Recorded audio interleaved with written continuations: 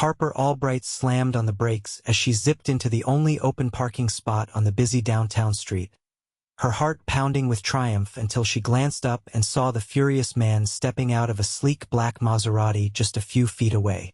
"Oh no!" she whispered, scrambling out of her rusty Civic. "I am so sorry.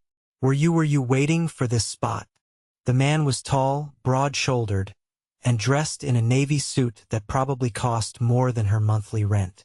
His jaw was tight, and his eyes icy blue and absolutely not amused bored into her like lasers. "I had my blinker on," he said, voice low and clipped. "Clearly. I didn't see it, I swear." Harper held up her hands like she was under arrest. "I was just focused on getting to my interview. I'm late. I wasn't trying to be rude." He raised an eyebrow. "You're late, so the rest of us don't matter?"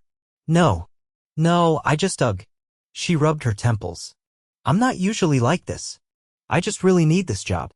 He stared at her for a beat too long, then exhaled sharply and stepped back. "Fine. Take it." "Really? You're not gonna call the tow truck on me or something?" His lips twitched almost a smile. Tempting, but no. Harper gave him a sheepish smile. "Thanks. And again, I'm really sorry." She turned and dashed toward the towering office building across the street, heels clicking against the pavement as she disappeared through the glass doors. Damon Rhodes watched her go, jaw ticking.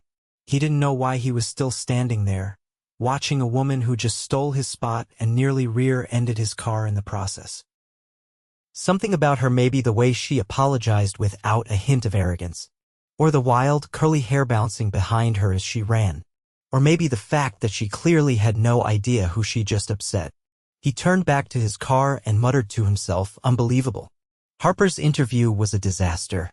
Between the coffee stain on her blouse from the morning spill and the fact that she was 5 minutes late after the whole parking fiasco, she knew she'd blown it. She gave polite thanks to the receptionist as she left, but didn't even make it past the revolving door before letting out a long, frustrated groan. She walked to the nearest bench and sat down, digging through her bag for her phone until a voice interrupted her. "I hope the interview went better than your parking skills." She looked up, blinking. "You again?" Damon leaned against the bench's edge, his arms crossed, amusement flickering in his eyes. Harper narrowed her eyes.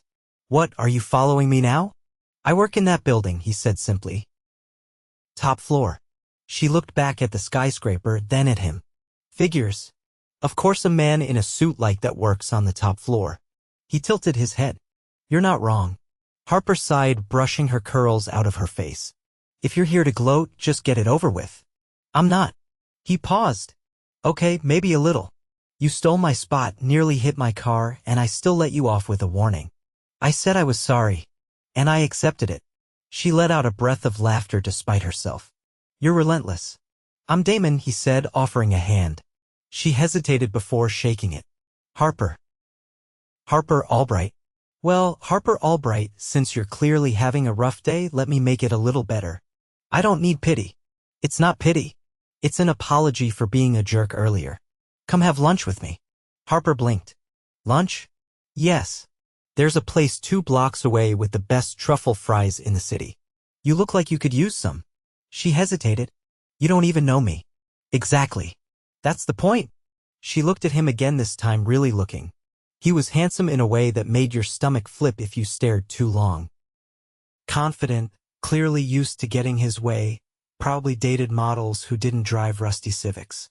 But something about his offer felt sincere. She stood. "Fine, but I'm not sharing my fries." He grinned. "Deal." The restaurant wasn't 2 blocks away.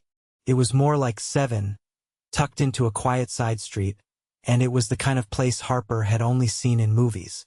White tablecloths, sparkling glassware, and a hostess who addressed Damon by name. "Mr. Rhodes," she said with a nod. "Your table is ready." Harper blinked.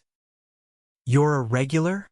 Damon just smiled and led her to a private corner table with a view of the city.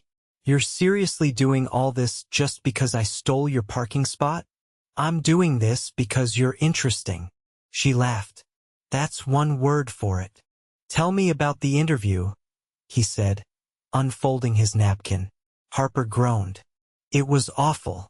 I was late, spilled coffee on myself, and I think I called the hiring manager by the wrong name. Impressive, Damon deadpanned. She smiled.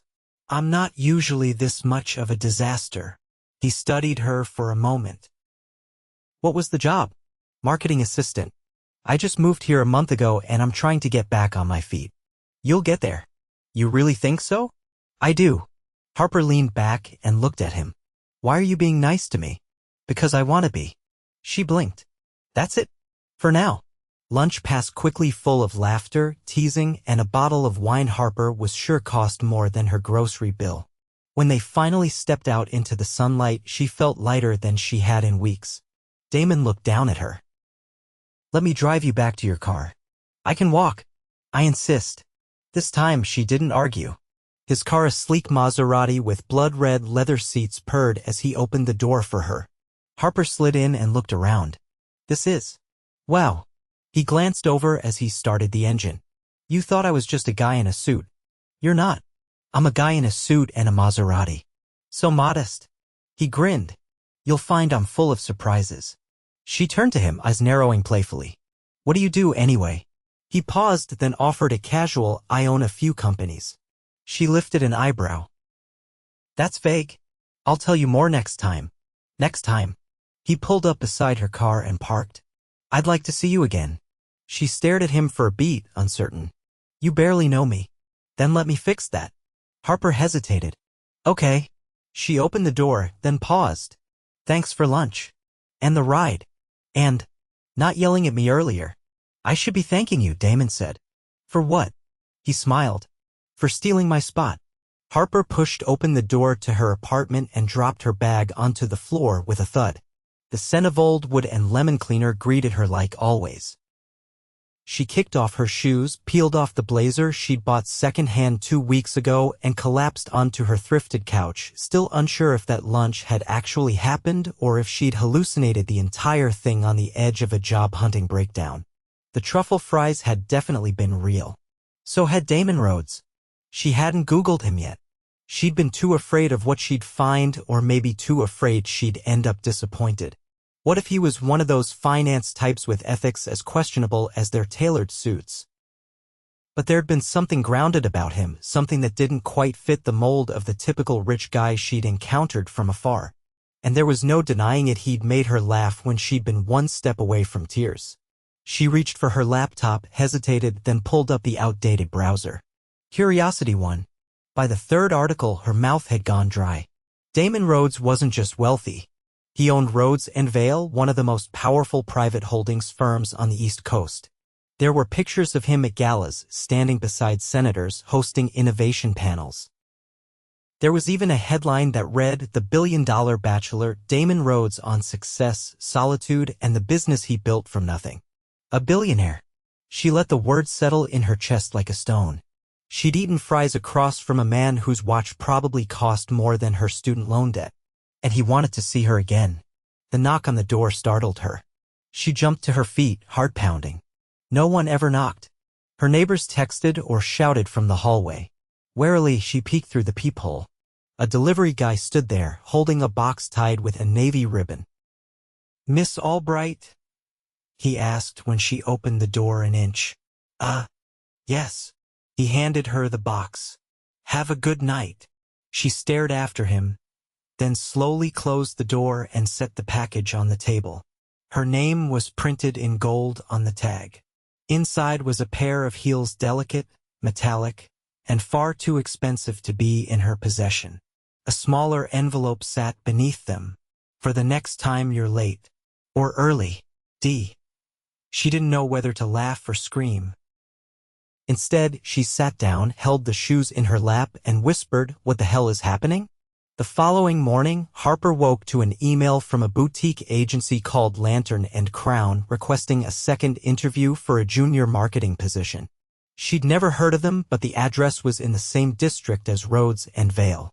She arrived 20 minutes early, heels clicking across polished tile as she stepped into the minimalist office. The receptionist smiled and guided her into a conference room with a view of the river. The woman who walked in 5 minutes later had a clipboard, red lipstick, and an air of brisk efficiency. "I'm Sienna. Thanks for coming in so quickly." Harper stood. "Thank you for the opportunity. I wasn't expecting to hear back so fast." Sienna smiled faintly. "We got a personal recommendation. Very rare." Harper tried to keep her expression neutral. "Oh, someone from Rhodes and Vale. Said you had sharp instincts. That kind of endorsement carries weight around here." She blinked. "I didn't realize I'd made such an impression." Sienna leaned forward, folding her hands. "We're a boutique firm looking to branch into luxury branding. I need someone who can speak both languages, grit and polish. You've worked in nonprofit communications, tempied at tech startups, and interned for a community theater. That's an unusual mix." "I guess I've always been drawn to stories," Harper said slowly. "Whether it's helping a local charity raise funds or rebranding a small business, I like finding the emotional hook." Sienna's eyes gleamed. "That's exactly what we're missing." After 30 minutes, Harper stepped out of the building with an offer letter in hand and a stunned expression on her face. She didn't even get halfway down the block before a sleek black car pulled up beside her. The window lowered. "Damon, need a ride?" he asked. She opened the door and slid in without a word. "Did you do this?" "I don't know what you're talking about. You recommended me for that job. Did you get it?" She held up the envelope. "Then you're welcome. I didn't ask for help." "I know. But I gave it anyway." She folded her arms. "Why?" "Because I wanted to, and because I thought you'd be good there." Her voice was quiet.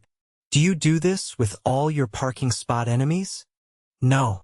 Just the ones who don't pretend to know who I am." She looked at him. "You could have led with the whole billionaire thing." He shrugged. "That usually ruins the conversation." She turned toward the window, watching the city blur past. "I don't want to be a charity case." "You're not." She stayed quiet for a moment. "I didn't Google you until last night. I figured. I didn't know you were well. All that. Does it change anything?" "I'm not sure yet." He parked in front of a brick building covered in ivy. "What is this?" she asked.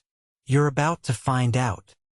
He led her through a wrought iron gate and into a private garden courtyard. A stone path wound through pale hydrangeas and trimmed hedges. A table was set beneath a trellis, already laid with dishes and a chilled bottle of something that looked wildly out of her budget. "Who eats lunch in a secret garden in the middle of the city?" she asked. "I do," Damon said, pulling out her chair. "And today, so do you." As they ate, he asked about her childhood, her college days, the reasons she'd moved to the city. She answered cautiously at first, but the ease in his voice made it hard to stay guarded. "My parents ran a bakery," she said eventually. "When I was little, I used to sneak downstairs before school and steal the still warm croissants. My mom would pretend not to notice." He leaned back. "That explains why you kept eyeing the dessert tray." She laughed. "What about you? What were you stealing as a kid?" He was quiet for a moment, then said, "Time." She blinked. "What?" "I was always working. Even back then. Trying to fix things, build things, outdo the last version of myself. I think I missed a lot." She studied him. "You don't sound proud of that." "I'm not sure I am." She was about to speak again when his phone buzzed. He glanced at it, frowned, and set it aside. "Do you need to get that?" "Not right now." "Important." "It always is. But this," he gestured at the table, "matters more right now." She looked at him, really looked, and for the first time, the idea of a man like Damon Rhodes didn't feel so impossible. He wasn't just the Maserati or the tailored suit or the billion-dollar smile. He was also the boy who regretted missing things. And she wasn't just the girl who'd stolen his spot. Not anymore. Harper stepped into the Lantern and Crown office on her first official day, with her nerves barely concealed beneath a tailored blazer that didn't belong to her. It had been loaned by her neighbor, a stylist in training who insisted she needed to looked like someone who negotiates contracts over espresso. The moment she crossed the threshold, the crisp scent of citrus and paper filled her lungs, grounding her more than she expected. She was no stranger to proving herself, but this wasn't a job she'd gotten through a recruiter or a job board. This was a door opened by a man who could have walked past her without a second glance. But he hadn't. "Harper Albright," said a voice behind her. "I was hoping you'd accept the offer." She turned to see Sienna, holding a tablet and wearing heels sharp enough to draw blood. Her expression this time wasn't brisk, it was curious. "I did," Harper said, offering the faintest smile. "I figured if someone's willing to risk their reputation to recommend me, I should show up and make it worth it." Sienna's gaze didn't soften, but there was the faintest nod of approval. "We believe in taking calculated risks here.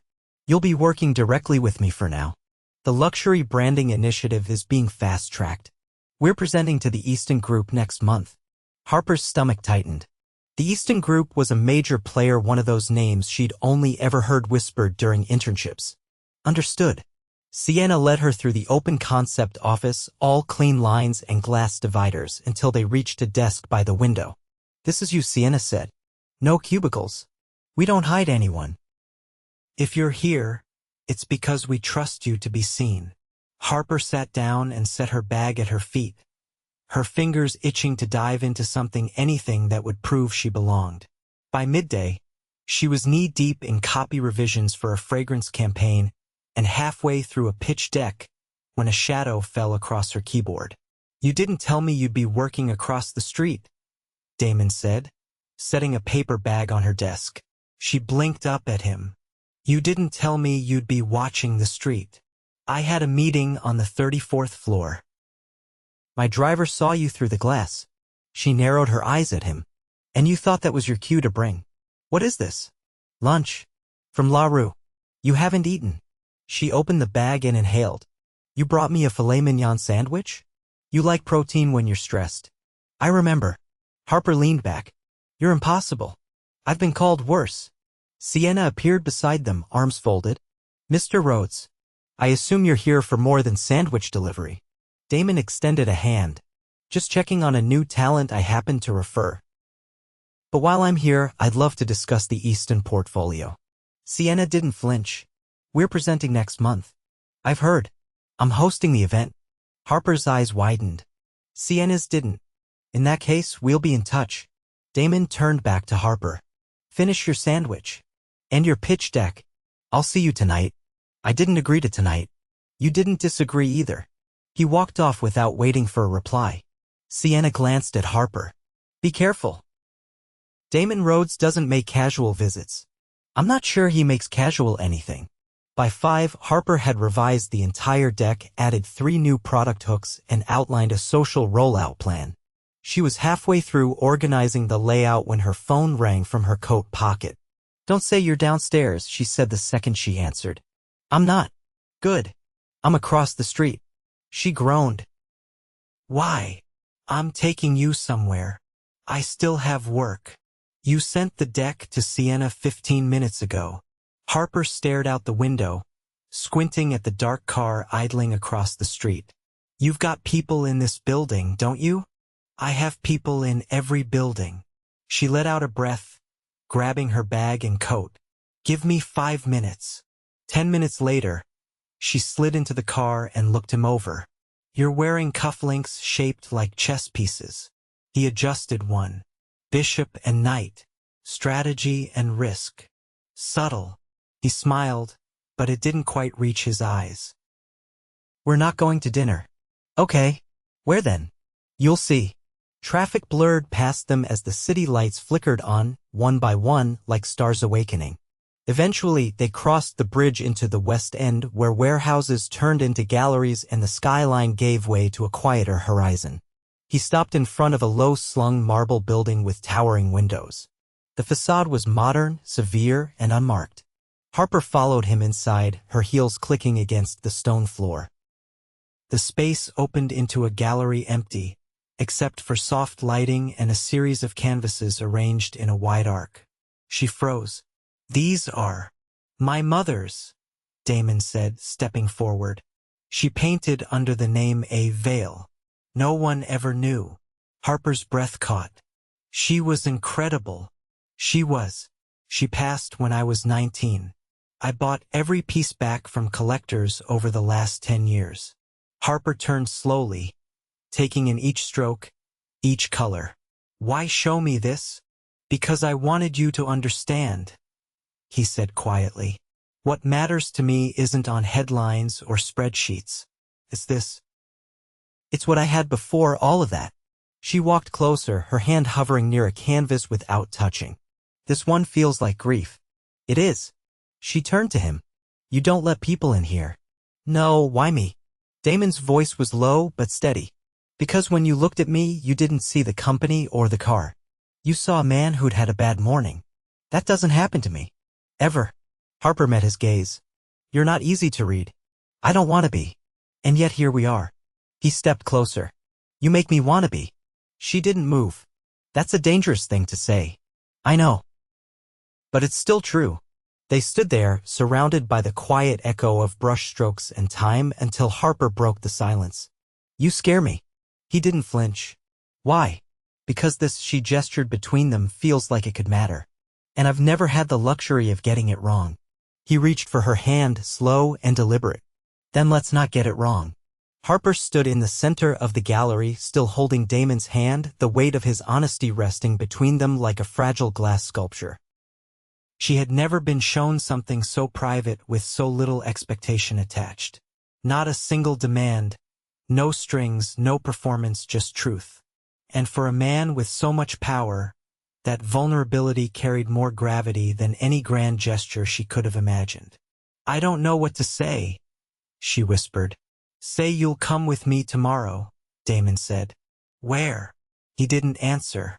The next morning, Harper found herself at the edge of a private airfield, her boots crunching against loose gravel as she stared at the gleaming jet before her. She turned to Damon incredulously. You're serious? Completely. I didn't pack anything. You won't need to. I'm wearing the same clothes I wore to work yesterday. He gave her a look that made it clear he didn't care. Get on the plane. She hesitated, then walked toward the steps, her heart pounding. The interior was everything she expected: leather seats, polished wood, and soft lighting, but it was the folded blanket on the seat beside hers that caught her attention. Damon wasn't trying to impress her. He was trying to make her comfortable. Where are we going? She asked once they were in the air.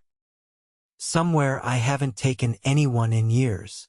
She turned to him. Why now? Because you're the first person I've wanted to share it with. They landed 2 hours later on an island so small it didn't appear on her phone's map. A driver met them at the landing strip and took them along a winding path bordered by palms and bougainvillea until they arrived at a villa built into the cliffside. The air was warm and laced with salt, the sea stretching out in every direction like a sapphire cloak. Harper stepped out of the car and turned in a slow circle, taking in the view. This isn't a vacation house, she said. No, you live here sometimes. Only when I need to remember that life is more than meetings and headlines. And you brought me here because I don't want to forget what this feels like. She looked at him, her voice quieter now. What does it feel like? He stepped closer, close enough that the breeze stirred the ends of her hair. Like I'm not alone anymore. They walked along the cliffs that evening, the sky painted in rose and amber, the light catching on the water in shards. Harper stayed quiet for most of it, her thoughts tangled between awe and disbelief. When they reached the edge of a rocky outcrop, Damon stopped and pulled something from his pocket. A small velvet box, not a ring, but something flatter. He opened it and revealed a pendant, delicate and gold, shaped like an hourglass. I had it made after my mother passed, he said. She used to tell me not to waste time pretending to be someone I wasn't. I didn't listen for a long time. Harper's fingers touched the charm gently. It's beautiful. I want you to have it. I can't take this. You can, he said. Because it's not just a gift. It's a promise. That I won't waste time anymore. Not with you. Not with this. Her eyes filled with tears she didn't expect. Damon, this is fast. You barely knew me a few weeks ago. I knew enough, he said. Enough to want to know everything else. She looked out over the ocean. I've spent most of my life figuring things out alone. I don't know how to do this. Whatever this is. Then let's figure it out together. She didn't answer right away. But when he reached for her hand, she didn't pull away either. That night, they ate on the terrace, barefoot and curled beneath a woven blanket. There was no staff, no photographers, no one but them and the sound of waves below. I'm not who you probably imagined yourself ending up with, Harper said, watching him pour the last of the wine. I didn't imagine anyone, he said. Not until you. They returned to the city 2 days later, and everything felt louder. Sharper. More fragile. Harper slipped back into work with a newfound clarity. The Easton pitch had transformed into something sharper, more personal. She began leading meetings, offering ideas that took everyone by surprise. Even Sienna, who never gave compliments freely, nodded in approval during a strategy session. You're starting to sound like someone who belongs in the room, she said. I think I do, Harper replied. When the night of the Easton Gala arrived, Harper wore a dress she'd borrowed from a friend of Damon's, an understated navy gown with a low back and no embellishments.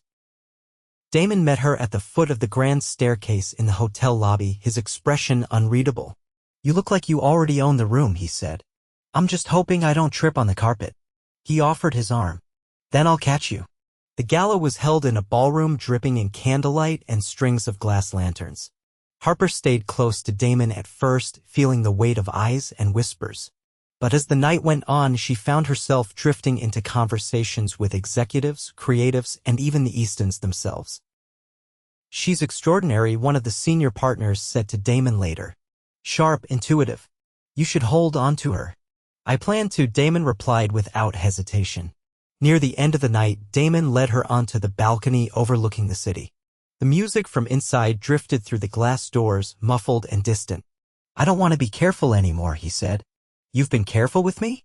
I've been careful with myself, he said. But I'm done pretending this is anything but real. Harper looked at him, searching for the catch. The too good to be true angle. But there wasn't one. Just a man who had once built walls so high he forgot how to leave them. You love me, she said softly, the words more realization than question. I do. She stepped closer. Then prove it. He didn't hesitate. He reached into his jacket and pulled out a folded envelope. What is this? Your new contract with Lantern and Crown. As head of branding strategy. Her breath caught. That's Sienna's position. She's starting her own firm. She recommended you as her successor. You did this. No. You did. I just cleared the runway so you could take off. Tears welled in her eyes as she opened the envelope, saw her name printed in bold across the top. I thought this was a mistake, she whispered. From the moment I stole that spot. Damon cupped her face, his thumb brushing beneath her eye. You didn't steal anything. You just took your place. She leaned into him. I'm scared. So am I, he said. But I'm not walking away. She kissed him then, not because it was the perfect moment, but because it wasn't. Because it was messy and real and full of everything they'd both been too afraid to ask for. A month later, she moved into the top-floor apartment across from his, not because she needed his money, but because she wanted to wake up to the skyline and know she'd earned every inch of it. And every morning, Damon Rhodes made her coffee and kissed her with the kind of certainty that only comes from a man who once had everything but realized none of it mattered until he found the one thing he didn't know he needed. Her. Harper stood barefoot in the sunlit kitchen of Damon's penthouse, the windows behind her flooding the space with early morning gold. Her fingers curled around a cup of tea as she watched him across the marble island, sleeves rolled up, flipping through a folder of documents that looked far too serious for a Saturday. You never stop, do you? She said, leaning on the counter. He looked up, eyes tired but soft. Not when I'm this close to walking away from 2 acquisitions I've had in motion for 8 months. She arched a brow. You're walking away? They don't align anymore. With what? He set the folder down. With the life I want. She studied him, the faint crease between his brows, the steadiness in his voice. He wasn't chasing expansion anymore. He was choosing differently now, intentionally. So, what does the life you want look like? She asked. He moved around the island and stopped in front of her, brushing her curls over her shoulder. It starts here. With you. Everything else I can figure out as long as you're part of it. She tilted her head. Even if I drag you to street food festivals and make you watch documentaries about endangered bees? Especially then. She laughed, leaning into him. I'm not used to quiet mornings like this. You'll get used to it, he said. Or I'll buy us a bakery so you can wake up to the smell of croissants again. You're not serious. I already called a broker. Harper stared at him, stunned. Damon, you can't just buy me a bakery. I can. But more importantly, I want to. Not because you need it, because it means something to you. Her hand pressed against his chest. You don't have to prove anything. I know. But I want to build something that's ours. Not just mine with you beside it. Later that afternoon, Harper returned to Lantern and Crown to wrap up a final pitch for a client who'd been circling for weeks. As she stepped into the office, she found Sienna waiting in the hallway, arms crossed and lips pursed. Did you know your boyfriend just turned down a merger with the Easton Group? Sienna asked. Harper's brow lifted.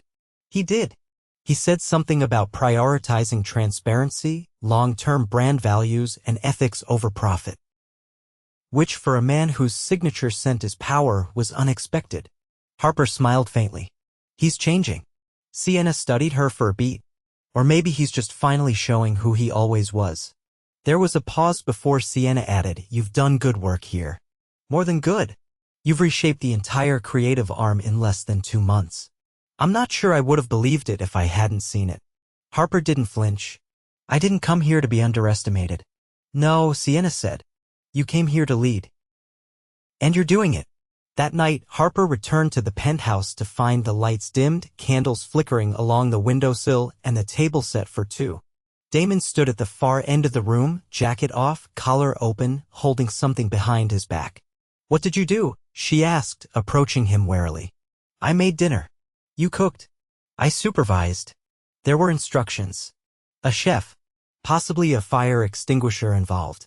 She laughed as he stepped aside, revealing a bottle of champagne chilling in a silver bucket. I figured we could celebrate, he said. Celebrate what? You. Us. Everything. They ate slowly, laughter mixing with music, the kind of evening that felt untouched by the world outside the glass walls. When the plates were cleared, Damon pulled her onto the balcony, the skyline glittering behind them. I've been thinking about something, he said, his voice low.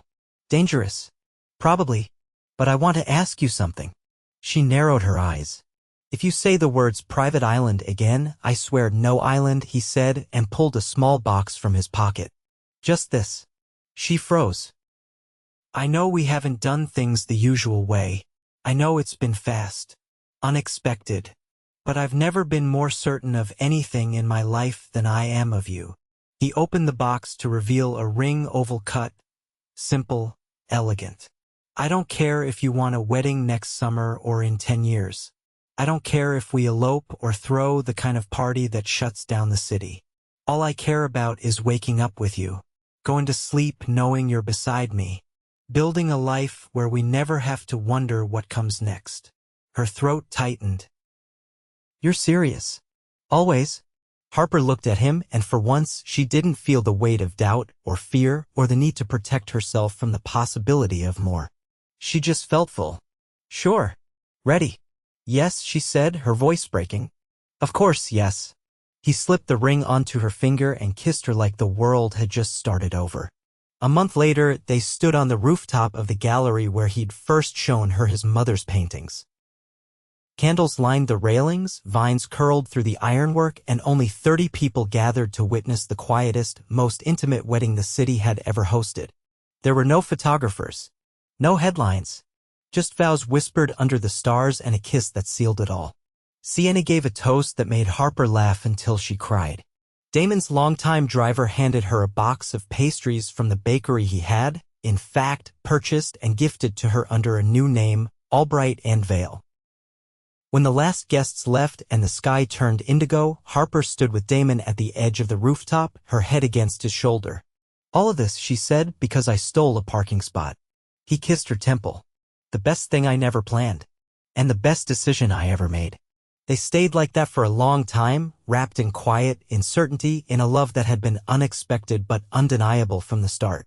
And when the city finally slept, they danced barefoot under the stars, no music but the wind, no audience but each other. Together. Always.